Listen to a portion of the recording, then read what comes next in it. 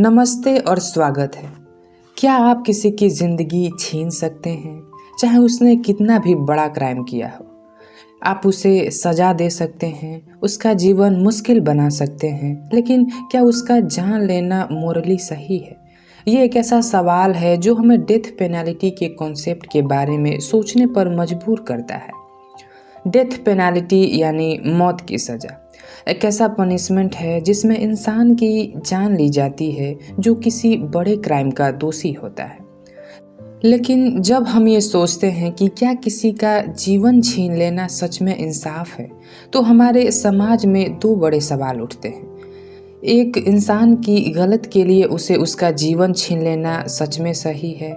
क्या हमारे पास ये हक होना चाहिए कि हम उस इंसान की जान लें और उसकी सज़ा पूरी करें? ये एक ऐसा सोच है जो हमारे मोरल बिलीव्स और इंसानियत को चैलेंज करती है। आप किसी की उसकी गलती के लिए सज़ा दे सकते हैं, लेकिन क्या ये सच में एक ऐसा फ़ैसला है जो हमारे मानव धार्मिक और इंसानियत के मूल्यों के हिसाब से सही हो? अगर एक इंसान ने भयंकर क्राइम किया हो, तो क्या हम उसे उसकी ज़िंदगी छीनकर उसका जवाब दे सकते हैं? क्या ये सच में इंसाफ का एक सही तरीका है? ये वो सवाल हैं जो डेथ पेनल्टी के कॉन्सेप्ट को समझते वक्त हमें अपने आप से पूछने पड़ते हैं। डेथ पेनल्टी पर चर्चा करते वक्त दो अपोजिट व्यू होते हैं। एक जो मौत की सज़ा को इंसाफ और जस्टिस का एक तरीका मानते हैं, और दूसरा जो इसे इंसानियत और ह्यूमन राइट्स के खिलाफ समझते हैं।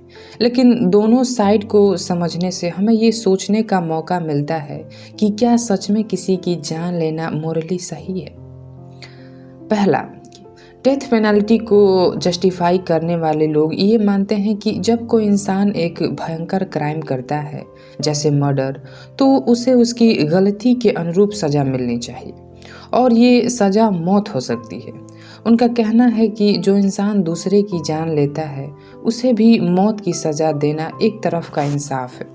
लेकिन दूसरी तरफ डेथ पेनल्टी के ओपोनेंट्स का कहना है कि इंसान का जीवन उसका बेसिक हक है, और हमें किसी भी सिचुएशंस में किसी की जान नहीं छीननी चाहिए, चाहे उसने कोई भी क्राइम किया हो।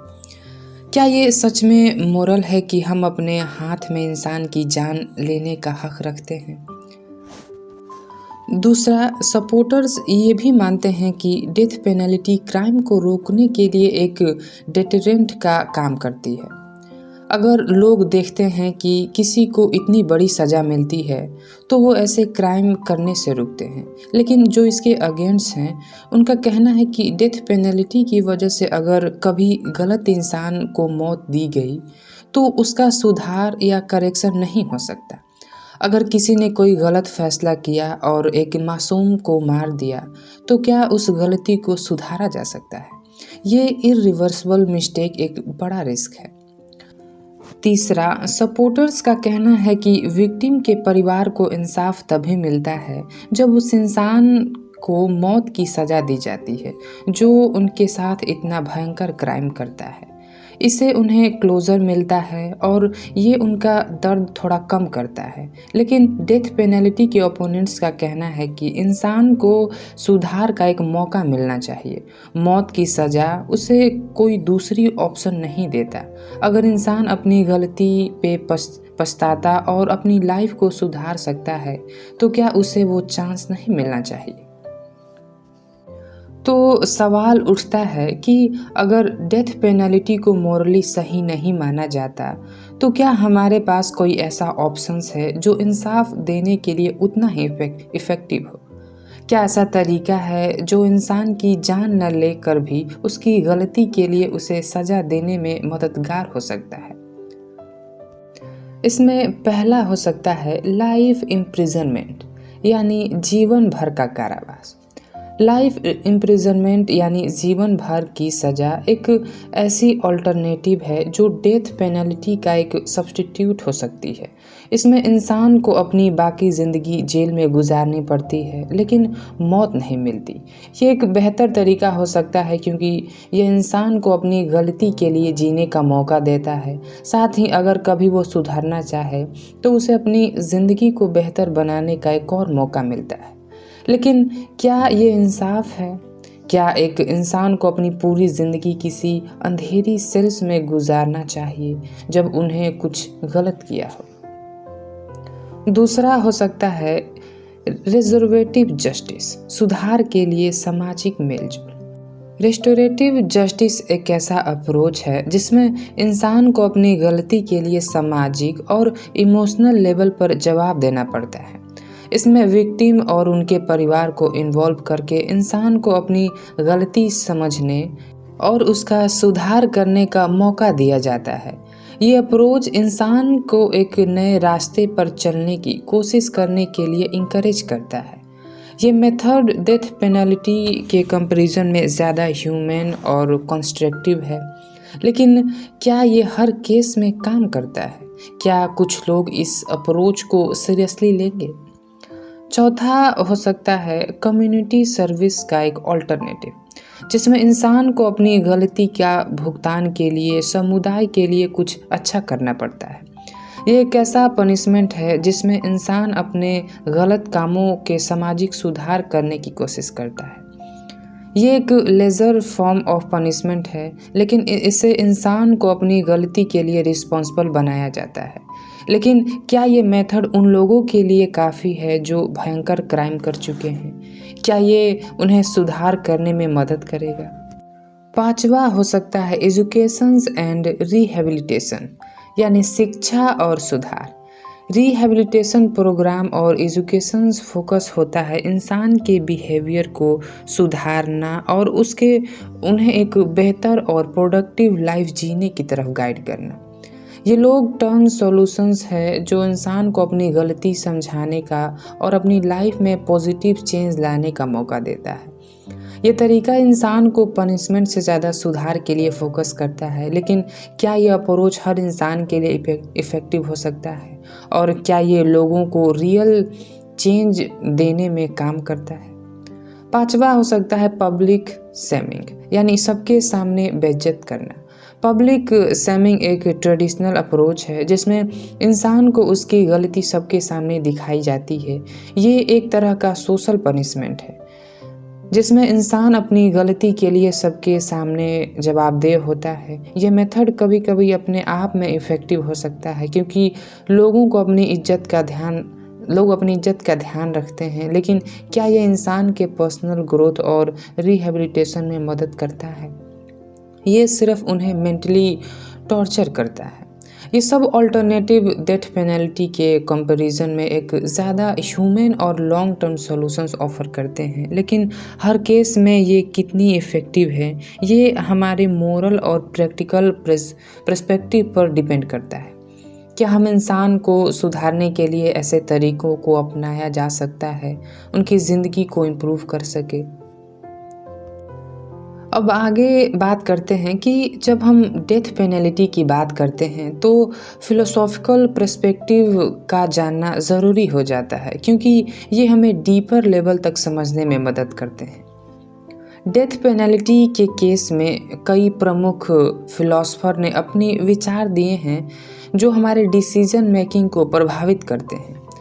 आइए कुछ प्रमुख दार्शनिक विचारों को देखते हैं जो डेथ पेनल्टी के मोरल एस्पेक्ट पर चर्चा करते हैं। पहले हैं इमैनुअल कांट। इमैनुअल कांट एक प्रसिद्ध जर्मन फिलोसोफर हैं। उन्होंने डेथ पेनल्टी के सपोर्ट किया। उन्होंने कहा कि अगर कोई इंसान एक भयंकर क्राइम करता है तो उसे उसकी गलती के अनुरूप सज़ा मिलनी चाहिए। कांट का कहना था कि इंसाफ तभी हो सकता है जब क्राइम की वजह से जो दर्द और नुकसान हुआ हो उसका इक्विवेलेंट पनिशमेंट दिया जाए। कांट कहते हैं कि इंसान को उसके किए का जवाब देना ज़रूरी है। इस पर्सपेक्टिव के हिसाब से डेथ पेनल्टी को जस्टिफाई माना जाता है। दूसरे हैं एल्बर्ट कैमस। एल्बर्ट कैमस एक एग्जिस्टेंशलिस्ट फिलोसोफर ने डेथ पेनल्टी को लेकर अपना विचार दिया था। उन्होंने कहा था कि मौत को एक नेचुरल पार्ट समझना चाहिए और जब हम डेथ पेनल्टी जैसे मेजर अप्लाई करते हैं तो हम अपनी ह्यूमैनिटी को इग्नोर करते हैं। कैमस कहते हैं कि इंसान के पास अपनी गलती को समझने और सुधार करने का मौका होना चाहिए। उनके नज़रिए के अनुसार डेथ पेनल्टी इंसान के फ्रीडम और राइट्स को टू लाइफ को वॉयलेट करती है, जो एक एग्जिस्टेंशलिस्ट पर्सपेक्टिव से बिल्कुल अनएक्सेप्टेबल है। तीसरे हैं माइकल फौकॉल्ट। माइकल फौकॉल्ट एक फ्रेंच फिलोसोफर ने पनिशमेंट और पावर के रिलेशन पर अपना विचार दिया। फौकॉल्ट कहते हैं कि डेथ पेनल्टी सिर्फ एक फिजिकल पनिशमेंट नहीं है, बल्कि एक तरीके का हथियार है जिसे सोसाइटी अपने कंट्रोल को दिखाता है। उन्होंने कहा था कि डेथ पेनल्टी को अप्लाई करने से सोसाइटी अपनी अथॉरिटी को एक्सप्रेस करता है, लेकिन इस प्रोसेस में इंसान की ऑटोनॉमी और डिग्निटी को इग्नोर किया जाता है। फौकॉल्ट के हिसाब से डेथ पेनल्टी एक ऑप्रेसिव सिस्टम का हिस्सा है जो इंसान की फ्रीडम और ह्यूमैनिटी को सप्रेस करता है, इसलिए उन्होंने डेथ पेनल्टी को मोरल नहीं माना। चौथे फिलोसोफर हैं जॉन स्टुअर्ट मिल। ये यूटिलिटेरियनिज्म के सपोर्टर थे। उन्होंने डेथ पेनल्टी पर अपना विचार दिया। मिल का कहना था कि कोई भी एक्शन तभी मोरल है जब उसे सभी का फ़ायदा हो। यूटिलिटेरियनिज्म में पनिशमेंट का मेन गोल है मैक्सिमम हैप्पीनेस और सफरिंग को कम करना। मिल ने कुछ सर्कमस्टांसेस में डेथ पेनल्टी को जस्टिफाई किया था, लेकिन उन्होंने ये भी कहा था कि ऐसे केसेस में डेथ पेनल्टी को सिर्फ तब लगाना चाहिए जब उसे सोसाइटी को ज़्यादा फ़ायदा हो और क्राइम को रोकने में मदद मिले। इस पर्सपेक्टिव से डेथ पेनल्टी तब तक मोरल है जब तक उसे सोसाइटी को अल्टीमेट बेनिफिट हो। तो फिलोसॉफिकल व्यूज़ के अनुसार डेथ पेनल्टी के एथिकल और मोरल क्वेश्चंस कॉम्प्लेक्स होते हैं।